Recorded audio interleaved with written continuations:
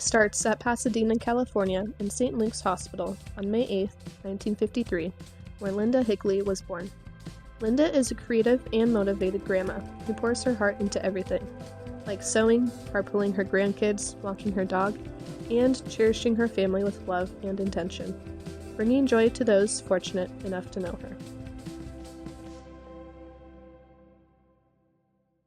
And fast forward to Pasadena when you were in high school. Tell me about how your high school experience was and how all that fun stuff was like. And then that's when I know you started sewing. And so how did that develop and how that experience was? So tell me more. Pasadena City High School is where I went to high school. And I tried out for drill team. And that was quite a process because you had to learn one of the drills. And they would bring, say, 5 girls up at a time in front of these judges. And they would judge to see how precise you were, what your hand motions were. I mean, it was crazy because it was you had to be on it and you had to count. There was a lot to remember.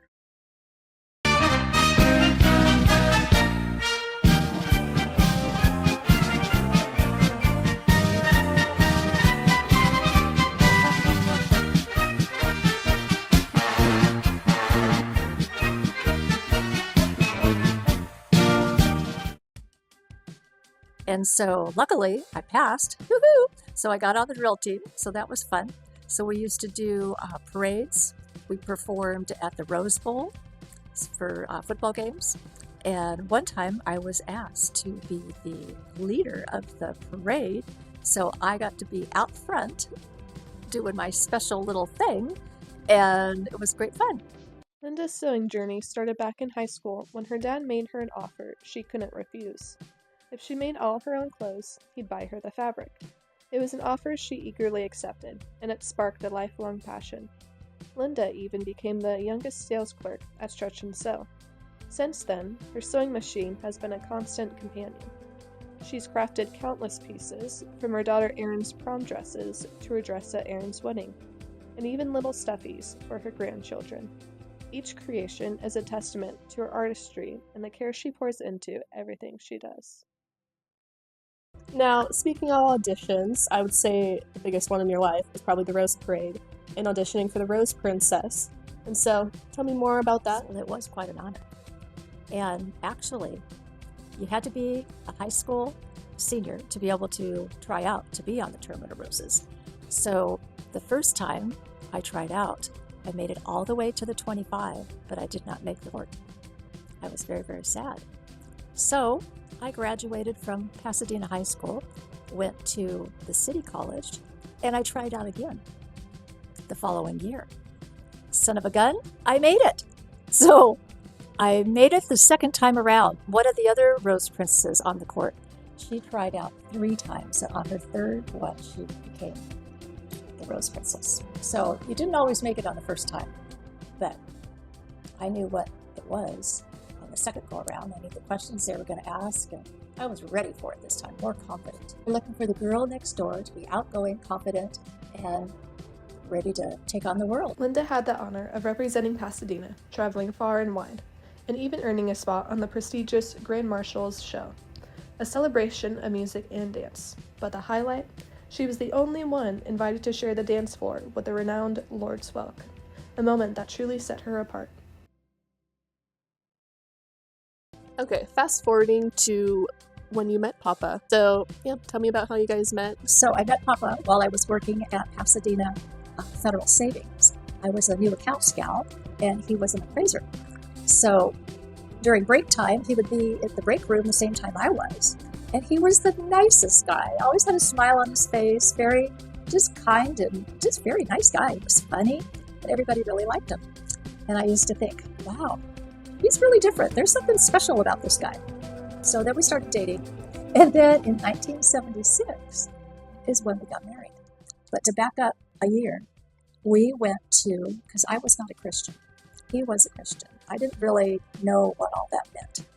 So there was a seminar that you could go to, and it was called Basic Youth Conflict. So it was a seminar for kids, and we would drive from Pasadena to Long Beach every night. We did that for a week, and you would learn about being a Christian, what it meant to have God, Jesus in your life. I had never really heard about that before. I knew God was, but I didn't know He needed to be inside of me.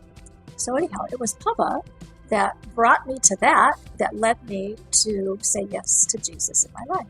Then in 1978, we had our beautiful daughter, Erin, your mommy. And in 1982, we had our son, Timmy, Uncle Timmy. And yeah, that was our cute little family. Maybe You Are Precious began with a simple yet heartfelt idea. Babies spend most of their early days eating, sleeping, and burping. So why not make those moments as soft and comfortable as possible? That's exactly what Linda and Aaron set out to do. More than a business, Maybe You Are Precious gives back through their burp industry, sewing for families in need worldwide. From Africa to Argentina, their burp claws are bringing comfort and care to babies everywhere. So that lasted about 6 years. And then poor Papa, was diagnosed with Parkinson's. And so he was getting worse and needed more help from me. So we closed the business. We sold our house. Mommy was our realtor. And we moved to Costa del Sol. So that's where I'm at now. Now, last question. What do you do in your free time? Well, when Papa was alive, we used to box for Parkinson's. That was great exercise. But now he's been gone for a year and a half, so I have to make my own fun. So I've been trying to find different things to do. So I have a new women's Bible study group, which is wonderful. And I go to a support group for widows here at Costa del Sol, so that's been fun. Got myself a little part-time job, working Monday and Wednesday on the lake at a Pilates studio. So I take care of little kids. It's very fun. And then I take care of my 5 grandkids. I always have somebody I need to pick up from school or practice or go see a game or just spend time with them. Yeah, so they're very important. And I like to take my Teddy for a walk. He enjoys 3 walks a day. I do sewing. So I made tom turkeys for Thanksgiving, and then I made bunny rabbits for Easter. And then I like to jump on my rebounder. I think we should have a demonstration. Do you think so? I think we should.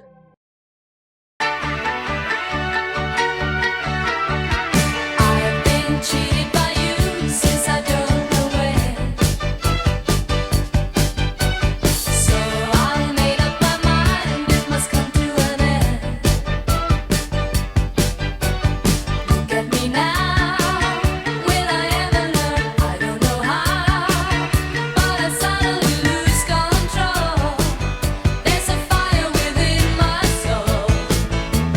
Just one look and I can hear a bell ring. Linda Drake's life is a testament to resilience and faith, strung together with creativity and love. From a young girl learning to sew to a rose princess representing her city, Linda's determination carried her through triumphs and challenges alike. As a devoted wife and caregiver to her husband, Thomas, during his battle with Parkinson's, she lived out a profound example of love and service. Her enduring message to her family, God doesn't make junk, you are His treasure, reminds us all of our worth and purpose. Linda's story challenges us to embrace life's trials with grace and to leave a legacy rooted in faith and love. And I'm proud to be an American, where at least I know I'm free. And I won't forget the men who died.